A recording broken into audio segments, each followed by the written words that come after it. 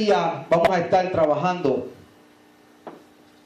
con algo muy importante que se llama los conflictos del primer siglo. Cosas ocultas y grandes que nosotros no conocíamos. Y tenemos que entender que cuando nosotros podemos escudriñar la palabra, no tanto solamente con la palabra literal, sino la historia de los integrantes que están en esa palabra, podemos ver entonces por qué hay tanta diferencia en cuanto a las opiniones teológicas de cada uno de nosotros en este primer acontecimiento del siglo 2000 en adelante.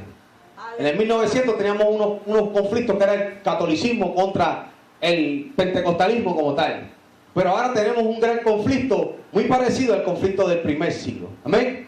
Amén. Ahora bien, ¿qué nos encontramos en el primer siglo? Voy a dar un repaso de lo que ya ustedes han estudiado conmigo en los seminarios que comenzamos en mi hogar y lo hemos traído aquí.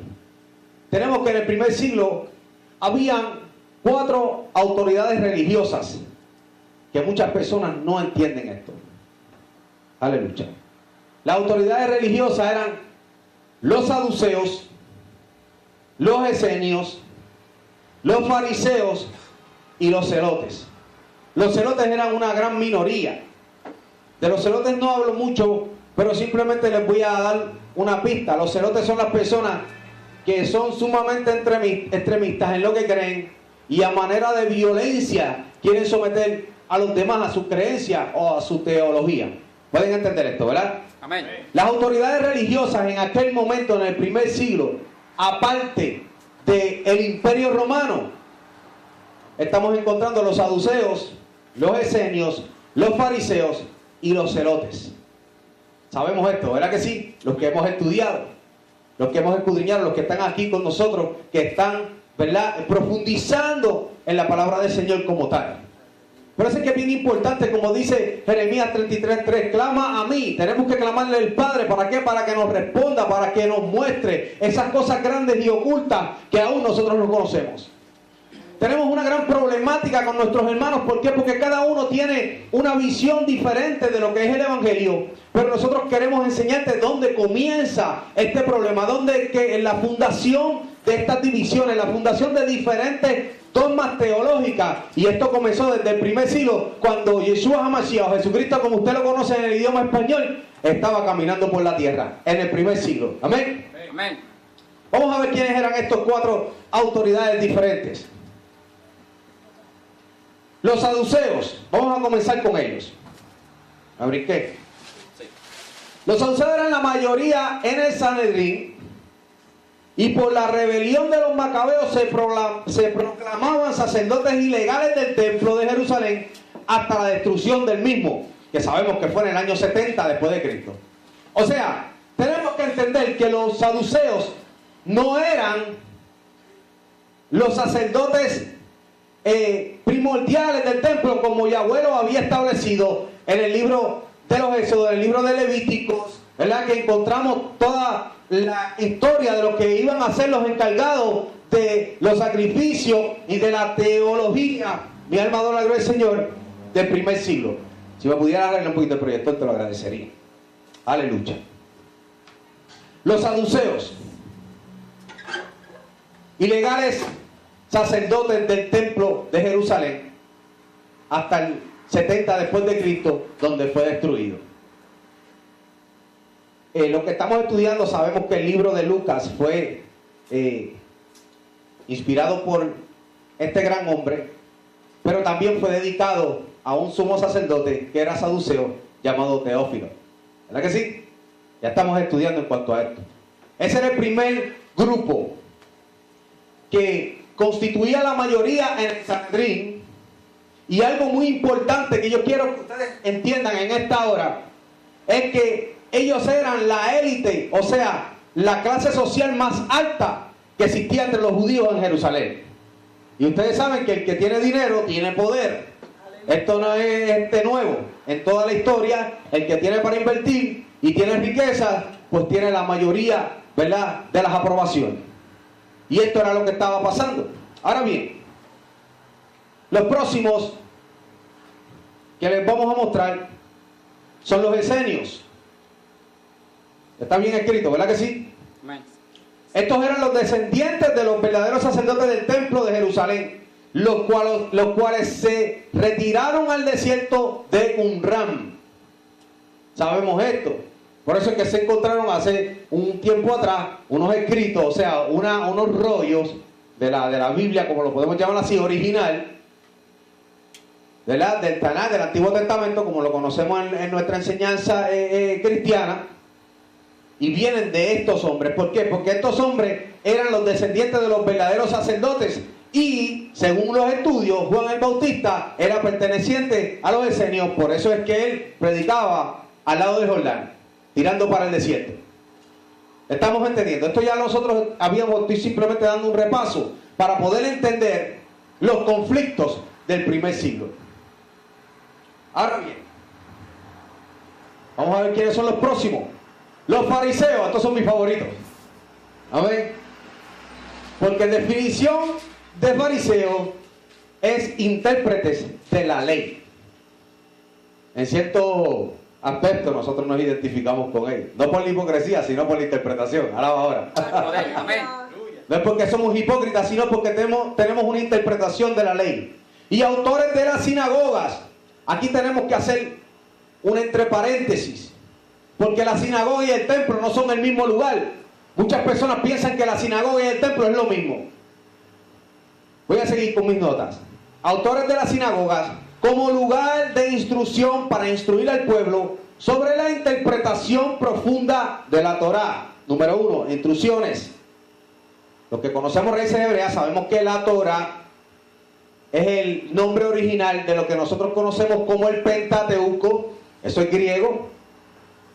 Y también entendemos que fue donde Dios dio instrucciones. No Pablo, no Pedro, no Juan, no Judas, no Santiago, sino el mismo Elohim dio las instrucciones a los hombres. Para los que no conocen mucho en cuanto a esto, sabemos que aquí está también el secreto del Evangelio, y tenemos en ese tema en nuestra página de YouTube, Viviendo Torá, el Evangelio. ¿Qué es el Evangelio? Esa es una enseñanza que dimos aquí anteriormente. Número 2. Ellos enseñaban la profundidad de las profecías de los libros de los profetas, Jeremías, Isaías, Ezequiel, etcétera, etcétera. Y número 3, ellos profundizaban en los escritos históricos como lo son Reyes, las Crónicas, los escritos de Daniel, etcétera, etcétera. Los fariseos eran los que interpretaban todas estas cosas.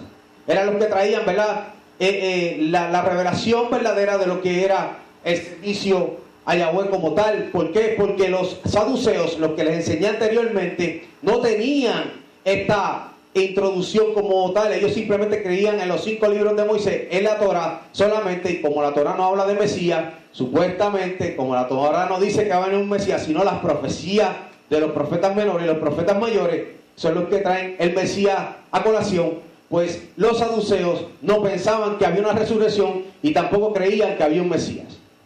Pero los esenios y los fariseos sí tenían casi la misma interpretación.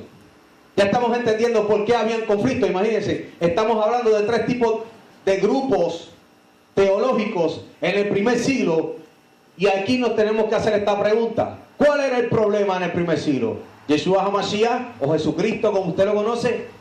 No, simplemente la teología de cada uno de estos grupos que se enfrentaban unos contra el otro. ¿Para qué? Para ellos poder buscar o simplemente demostrar que tenían la mejor interpretación de la palabra del Señor, como está pasando ahora mismo en este siglo que nosotros vivimos. ¿Cuántos pueden adorarle en esta hora? Aleluya. Ahora bien, resumen de las diferencias religiosas. Los saduceos solo creen en la Torá y no en la resurrección. Número 2, los esenios creen en el Tanaj, o sea, en el Antiguo Testamento, Torá, profetas y escritos, en la resurrección y en el Apocalipsis, eran apocalípticos.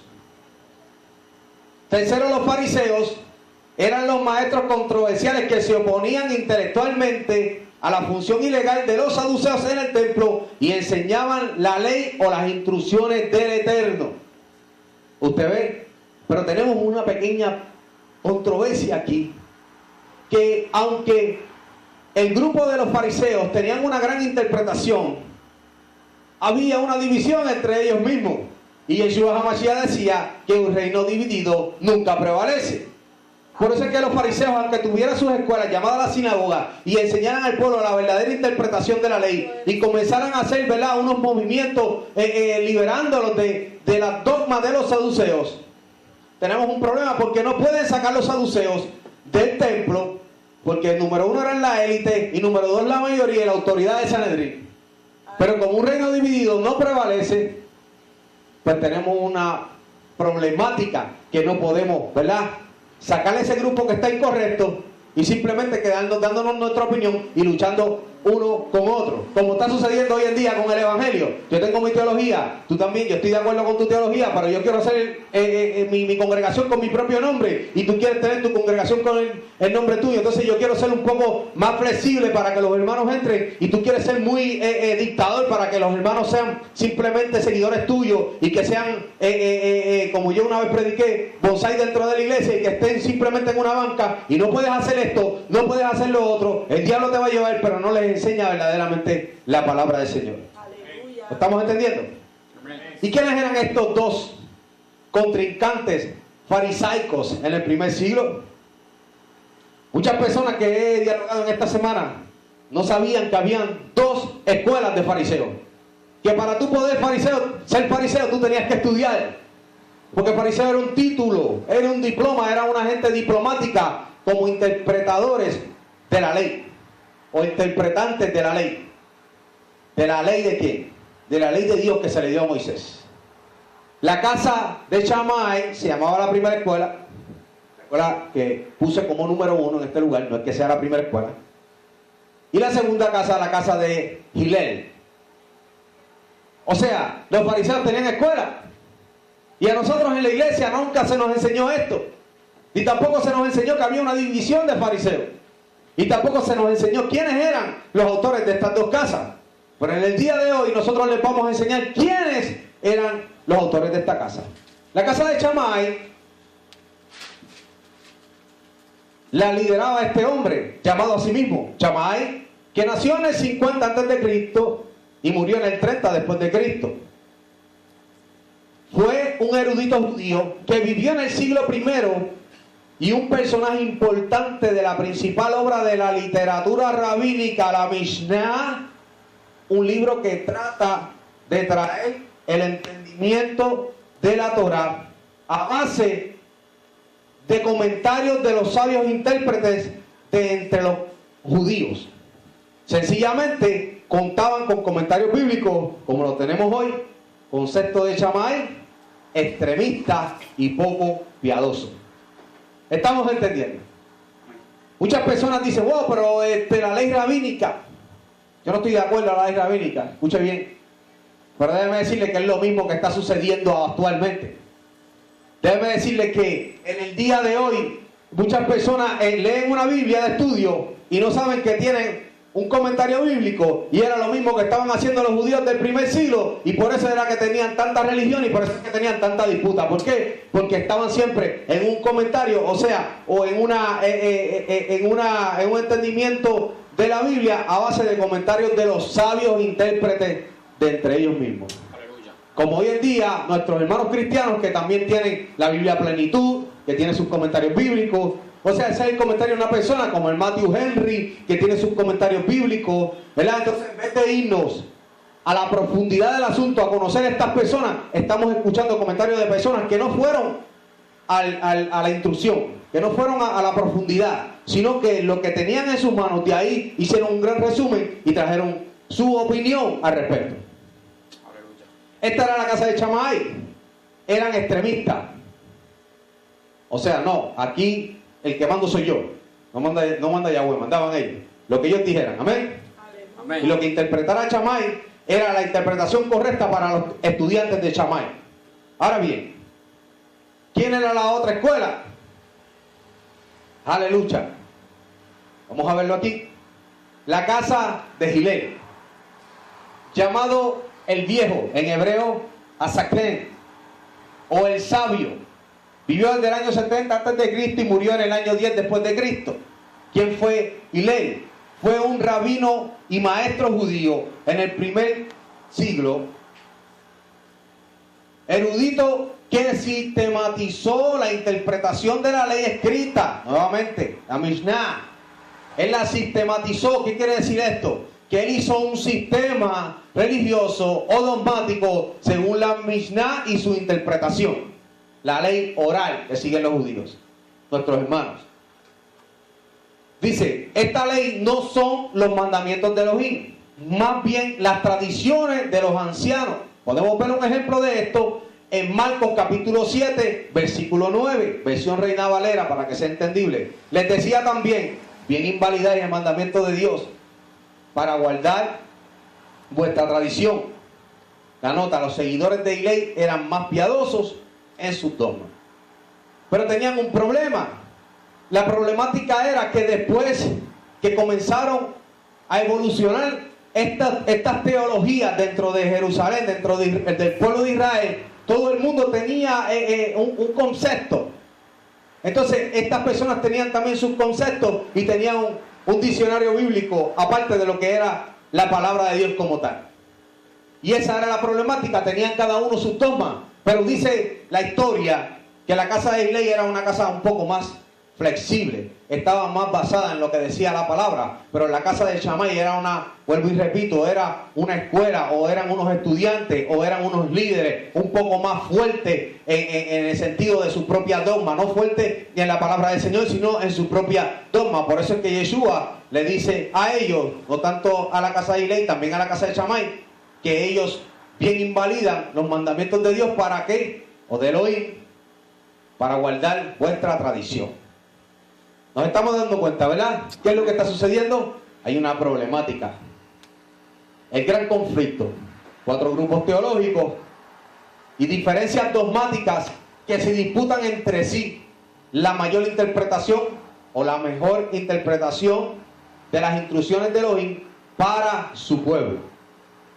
O sea, estas personas no era que ellos querían tomar el poder para hacerle daño al pueblo, sino es que entendemos que cuando una persona no sigue los mandamientos de Elohim tal y como están, quiere poner unas dogmas para ayudar al que no entiende.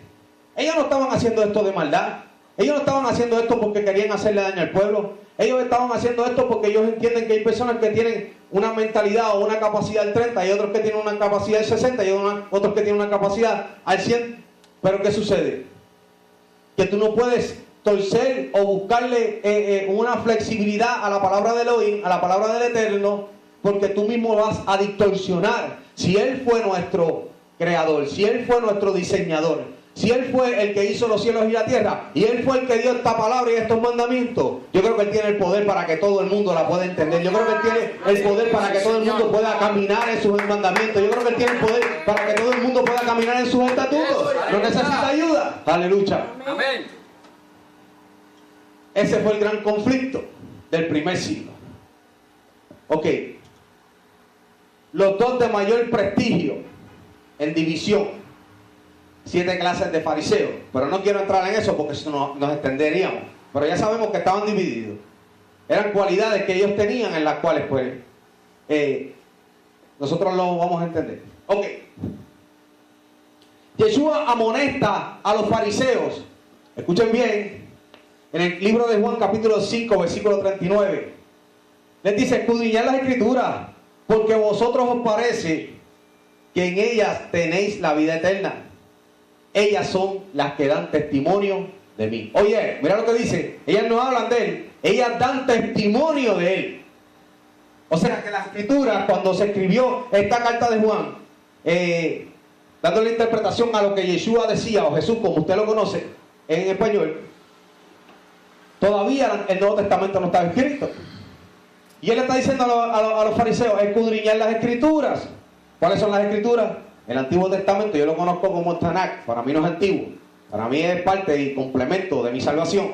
Aleluya. Y la fundación del conocimiento. Aleluya. Y Yeshua le dice a ellos: escudriñar la escritura, o sea, busquen más profundo en lo que ustedes están leyendo, porque a vosotros os parece que en ellas tenéis la vida eterna. O sea, ustedes están enseñando, porque si Él dice que a ustedes os parece, o sea, ustedes están seguros que ahí está la vida eterna, y ellas dan testimonio de mí.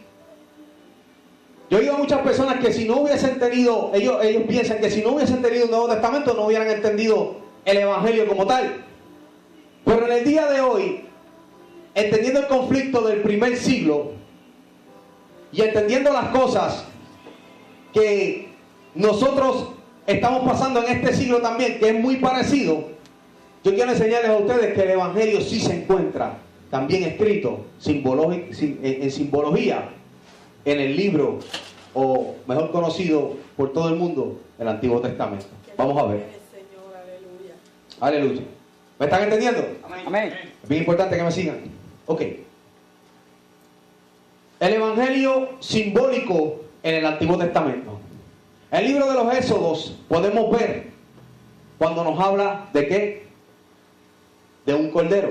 Dice, verso 3, hablad a toda la congregación de Israel, diciendo, en el 10 de este mes, tómese cada uno un cordero, según la familia de los padres, cordero por familia. Un cordero por familia. Ok. Este cordero tipifica a Yeshua HaMashiach. Este cordero, ¿verdad? Todos saben que cuando Yeshua HaMashiach iba a bautizarse o a sumergirse, vemos que Juan el Inmersor, Yohanan, que es su nombre en hebreo, correcto, el Inmersor, el bautista, usted lo conoce en español, cuando lo vio venir decía, este es el Cordero de Dios. O sea que solamente un sacerdote podía hacer esa aseguranza. Y en el capítulo 12 del libro de los Éxodos vemos la simbología del mismo maestro, Yeshua HaMashiach, encaminándose. ¿Por qué? Porque teníamos que tomar, esto está en las fiestas proféticas que celebramos. ¿Por qué? Por eso es que no sabemos qué significan las fiestas proféticas, porque en este mes, en el día 10, iba a ser ¿el qué? La fiesta de Pesaj. ¿Cuál es la fiesta de Pesaj? La fiesta cuando el cordero es inmolado. Ahora usted lo entiende en este siglo, porque ya todas estas cosas, 4 fiestas están cumplidas. La primera fiesta es cuando Yeshua HaMashiach, como cordero, fue un sacrificio de expiación, o sea, como en el templo se requería. ¿Por qué? Por nuestros pecados. Y con su sangre, ¿qué pasó? Hubo una redención. En el versículo 13 lo vamos a ver ahora mismo del libro de los Éxodos. Es bien importante que nosotros pongamos atención a lo que estamos estudiando. La redención significa también un cambio de dueño. O sea, hubo una compra. ¿Con qué? Con la sangre. Versículo 3 dice, y la sangre os será por señal en las casas donde vosotros estéis, y veré la sangre y pasaré de vosotros, y no habrá en vosotros plaga de mortandad cuando hiera la tierra de Egipto.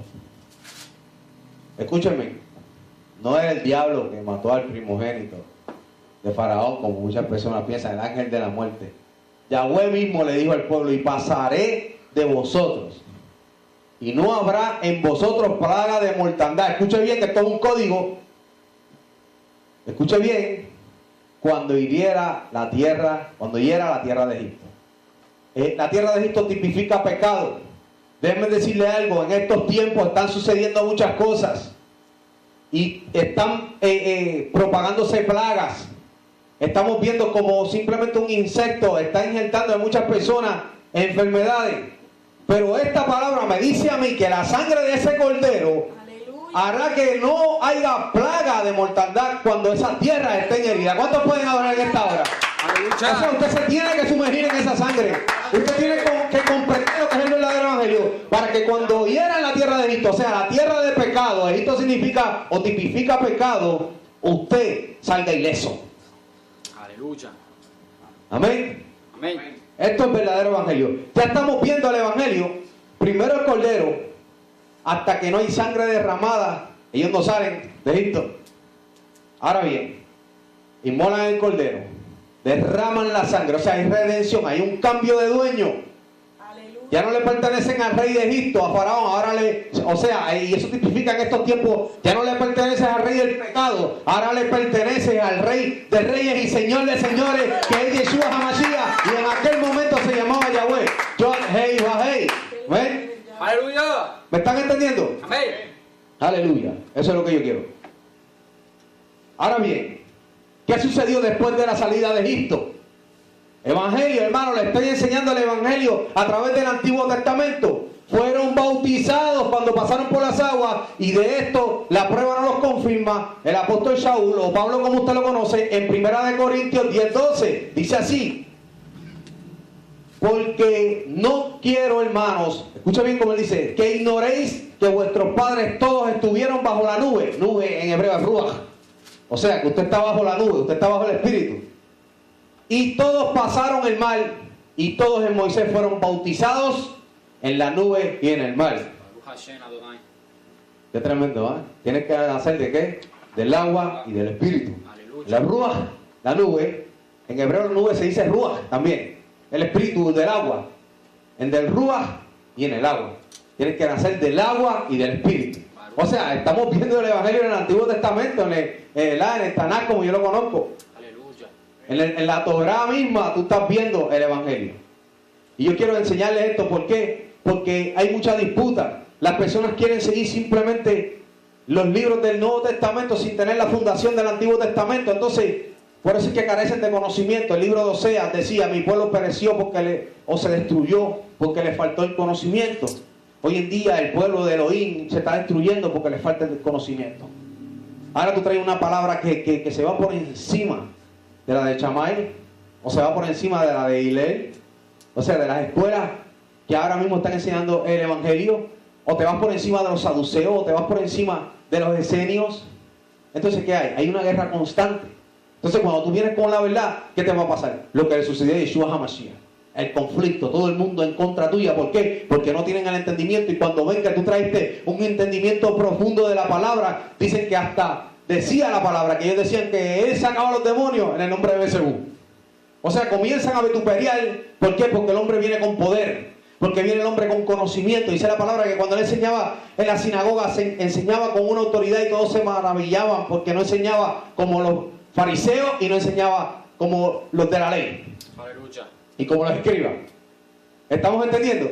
Entonces, cuando tú te levantas con un conocimiento, yo quiero que tú entiendas esto en esta hora, y para las personas que me están viendo en la internet, vas a ser vituperiado por causa de su nombre, dice la palabra. Vas a ser aborrecido. ¿Por qué? Porque estás desenmascarando la ignorancia que el pueblo ahora mismo está viviendo, y por eso no reciben sanación, por eso no reciben salvación, por eso no reciben las riquezas ni las bendiciones que el Padre ha preparado para los que le aman. Porque dice cosas que ojo no vio, ni oído escuchó, ni a corazón de hombre subió, son las que el Padre ha preparado para los que le aman. Y Yeshua HaMashiach dice: si me ama, guarda mis mandamientos. Qué bueno es, Señor. Un aplauso, porque podemos entender esa palabra. Aleluya. El Pentecostés en el Antiguo Testamento: fuego pentecostal, fuego pentecostal. ¿Usted sabe por qué dice la palabra así? Y la canción: porque fue un fuego que cogió el monte Sinaí y lo hizo botar humo, lo hizo temblar. Dice que la presencia del mismo Elohim estaba en aquel monte. Y habló Dios todas estas cosas, todas estas palabras, diciendo: yo soy Jehová, tu Elohim, que te sacó de la tierra de Egipto, casa de servidumbre. Y ahí fue que se derramó, ¿qué? El Pentecostés por primera vez. Aleluya. En el monte Sinaí. Y viene y le dice: y no tendrás dioses ajenos delante de mí, no te inclinarás a ninguna imagen, ni te harás alguna, no tomarás el nombre de Jehová en vano, o sea, el de Yahweh. Guardarás mi día de reposo, muy importante. Honrarás a tu padre y a tu madre.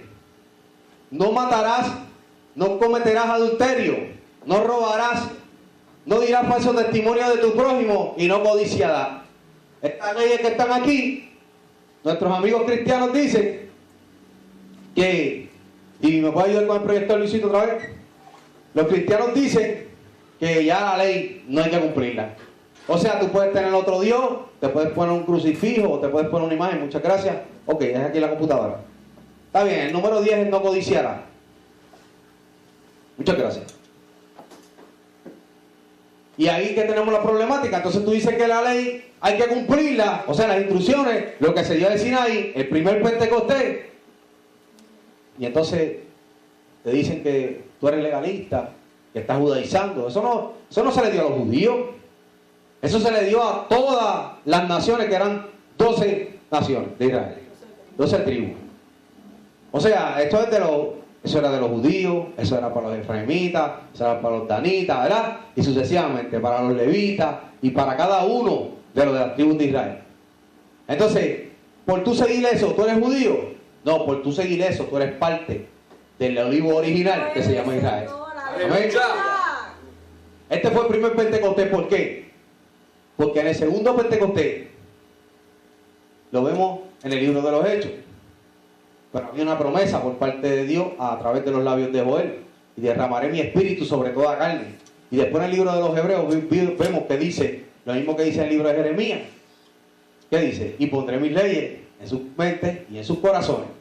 O sea, ¿qué va a poner? Esto mismo, porque se lo dio en tablas de piedra, pero todavía no era el tiempo para dárselo en qué, en espíritu y en verdad, que las ponga en sus mentes y en sus corazones. Y una vez que tú te aprendes esto, tú no quieres fallarle a esto, porque tú entiendes que son las instrucciones que el Padre te dio. ¿Para qué? Para que tú puedas pasar el examen de inmigración para poder mudarte a la Nueva Jerusalén. ¿Cuántos pueden darle un aplauso al Padre en este momento? Aleluya. Aleluya. Aquí estamos viendo el Pentecostés, lo mismo, ¿verdad? Estamos viendo el ejemplo.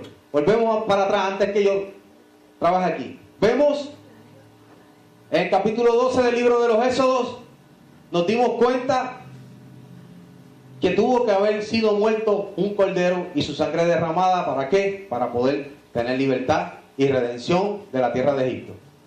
Muchos hemos aceptado a Yeshua HaMashiach como nuestro Salvador personal y nuestras vidas han estado esclavizadas y han estado, ¿cómo se dice?, confinadas al pecado, ¿verdad? Al rey de Persia, al rey de Egipto también. Pero cuando lo aceptamos, fuimos redimidos. ¿Qué fue lo que hicimos después de eso? Nos bautizamos, como ellos cuando pasaron por el Mar Rojo. Fueron bautizados, ¿qué? En el agua y en el ruaj y en la nube. Lo dice el apóstol Pablo. Después, ¿qué sucedió? Pentecostés. Se les dieron las leyes. Se derramó el conocimiento. Lo que Yahweh quería que ellos siguieran. ¿Para qué? Para que no siguieran caminando como las personas paganas de Egipto. O sea, Él les dio conocimiento. Cuando le dio 10 mandamientos primero, le dio un conocimiento. Hermano, lo que el pueblo no quiere recibir. Conocimiento en el Sinaí. Aleluya. Después, ¿qué pasó después de esto? Comieron maná. ¿Qué pasó? Ese conocimiento siguió, ¿qué? Desarrollándose. ¿Por qué? Porque estuvieron 40 años dando vueltas en el desierto. ¿Haciendo qué? Practicando lo que el Padre le había dado. ¿Para qué? Para que cuando Él eliminara al líder que les estaba enseñando el comportamiento, entonces buscara uno entre ellos, evangelio, hermano, y cambiado el nombre de Oseas a Josué. El primero que lo sacó de Egipto tipificó como si fuera un líder pasivo, un líder tranquilo. De la misma manera que vino el Mesías la primera vez. Un líder que instruyó, un líder que enseñó, que apaciguó las ovejas de Yahweh. Pero ¿qué pasó cuando entró Josué? Ahora tenemos un Mashiach diferente, porque la palabra Mashiach es ungido, los dos fueron Mashiach. Moisés fue un Mashiach, o sea, fue un Christos, fue ungido, en griego Christos, en hebreo Mashiach, que lo sacó de la tierra de Egipto. Como el Mesías hace con usted, que lo saca del pecado, le enseña pasivamente las cosas que usted tiene que entender, pero el próximo que se levanta, que es el mismo Mashiach, que ya no es como sumo sacerdote, enseñándote la ley, enseñándote el comportamiento, enseñándote lo espiritual, ahora viene con espada y viene a guerrear. ¿Para qué? Para darte la tierra prometida, lo que se te ha prometido, la Nueva Jerusalén. Y yo, Juan, vi la santa ciudad, la Nueva Jerusalén, descender del cielo de Dios, dispuesta y ataviada como una novia para su marido. Qué bendición, ¿verdad? Cuando vamos entendiendo. Entonces, Josué, esto es simbólico, el mismo evangelio, hermanos, a través de toda la palabra. Por eso Yeshua HaMashiach decía: ¿a ustedes os parece? ¿Ustedes enseñan que ahí está la vida eterna? Ellas son las que dan testimonio de mí. Aleluya. Aleluya. Un poco digo algo que va para la próxima clase. Aleluya. Pero lo voy a dar, ¿verdad? Para que entonces se motive. Por eso es que Juan el Bautista manda a preguntar. Johanán, el inversor, cuando está preso, envía a sus discípulos de Juan, no de Yeshua, y le envía a preguntarle a Yeshua. Dice Juan, el inmersor, Johanán el inmersor, Juan el Bautista, que si eres tú o tenemos que esperar otro. Si tú eres el que ha de venir. Pero él le dice, esto es un código, le dice, dile que los ciegos ven, dile que los cojos andan, dile que han sido sanadas muchas personas, pero paraliza el verso. Es un versículo que está en el libro de Isaías. ¿Por qué? Como quien dice, tipificando y enseñándole, pero él sabía quién le estaba hablando. Y Juan el Bautista estaba esperando esa respuesta. Esta es mi primera fase, porque en la segunda fase, cuando yo venga, yo no vengo con esta paciencia. Yo vengo a castigar a todo aquel que comete pecado. Yo vengo a cortar con mi espada, que es mi palabra, a todo aquel que está haciendo distorsión con ella en el nombre de Yeshua HaMashiach. Ahí estamos viendo el Evangelio. Josué, representación o símbolo del Mesías, antes llamado Osea, nombre sustituido. ¿Cuántos sabían esto? ¿Lo habían leído, verdad que sí? Moisés cambió su nombre. Vamos a seguir con este estudio. Esto se está poniendo bueno. Aleluya. Aleluya. Josué los lleva a la tierra prometida. Y en Josué 1:6 dice Yahweh a Josué: esfuérzate y sé valiente, porque tú repartirás a este pueblo por heredad la tierra de la cual juré a sus padres que la daría a ellos. Miren esto, lo mismo que está sucediendo con el Mesías, con Jesucristo, como usted lo conoció. Se esforzó, fue valiente. ¿Por qué? Pasó por el madero, fue crucificado, resistió todo lo que vituperaron contra él. Él venía en nombre del Padre, pero él estaba hecho carne como nosotros. Y venía instruyendo, venía enseñando, venía haciendo discípulos. Pero las personas se le oponían por el conflicto del primer siglo, que le dije, tantas personas pensando en una teología diferente cada uno. Y es lo que está pasando hoy en día. Personas pasando por situaciones, enfermos, cojos, ciegos, y él sanando, y él ayudando. ¿Por qué? Porque les estaba enseñando, agárrense de la palabra. Como la mujer del flujo de sangre. Dice la palabra que ella se aferró al borde de su manto, y cuando se aferró al borde de su manto, se aferró a su sisí, porque un manto hebreo, vuelvo y lo enseño a muchas personas, tiene un sisí. Usted ve, esto es un manto hebreo, y cada uno de los nudos que se encuentran en estos sisí representa la Torah, o sea, los 5 libros de Moisés, como le he enseñado a ustedes, son las instrucciones que Dios le dio al pueblo. Ella se aferra, tipificando que si solo toco el borde de su manto, si solo me aferro a esa palabra, a esas instrucciones, yo voy a ser sanada. O sea, en el día de hoy yo quiero que tú entiendas que si tú te aferras al borde de su manto, a su palabra, a su Torah, a sus instrucciones, a saber cómo entender que hay 3 diferentes fases, que son simplemente unas instrucciones espirituales, cómo tú comunicarte con Dios, cómo tú agradarle a Dios, que hay también unas instrucciones morales, cómo tú ser como persona, y que hay también unas instrucciones civiles para tú poder compartir como tu prójimo y amarlos como a ti mismo y amarlos como Yeshua te amó. ¡Aleluya! Entonces tú vas a poder entender por qué hay tanta crisis en nuestra familia. Tú vas a poder entender por qué en nuestra familia también se levanta la enfermedad, se levanta el problema, se levanta la crisis económica. ¿Por qué? Porque tienes que aferrarte a las instrucciones. ¡Aleluya! Porque dice la palabra, clama a mí y yo, ¿verdad? Y yo te responderé y te enseñaré cosas grandes y ocultas que tú no conoces. Amén. Vamos a seguir. Aleluya. Ok, José, esfuérzate y sé valiente. Yeshua HaMashiach, esfuérzate. Padre le dijo, le dice el Padre, si es posible, pasa de mí esta copa, pero que no se haga tu voluntad, adiós mi voluntad, sino la tuya. Entonces, ¿qué sucede? Se sometió ¿qué? Al Padre. ¿Por qué? Porque el Padre lo esforzó. Esfuérzate y sé valiente, porque tú repartirás este pueblo. ¿A quién? ¿A qué pueblo? A nosotros. Y al pueblo de Israel. Lo que le ha prometido a nuestros padres la Nueva Jerusalén, que nos daría a nosotros. ¿Cómo así? ¿Estamos entendiendo? Amén. Aleluya. Y nos quedamos ahí. Vimos el Evangelio a través del Antiguo Testamento. Y hay muchos tópicos más. Y hay mucha más información dentro del mismo Tanakh, en el cual nosotros tenemos, ¿verdad? Y vamos a seguir enseñando estos Shabbat, estos servicios de Shabbat. ¿Para qué? Para que siga la información fluyendo. Para que cuando vengan personas, ¿verdad?, que no tengan el conocimiento profundo y simplemente tengan una base de cemento, en un solo texto bíblico, usted pueda romperlo con amor, pero con el fuego consumidor del Ruach HaKodesh, del Espíritu Santo de Dios, y puede mostrarle a la persona, ¿para qué? Para su propio beneficio. Aleluya. Porque nosotros no estamos enseñando estas cosas que enseñamos para el beneficio de nosotros. Nosotros estamos enseñando esto que estamos enseñando para que todo el mundo pueda recibir la misma bendición que en mi familia, en mi casa y en los que practicamos esto han sido recibidas. Para que usted vea que la enfermedad no ronda tu casa.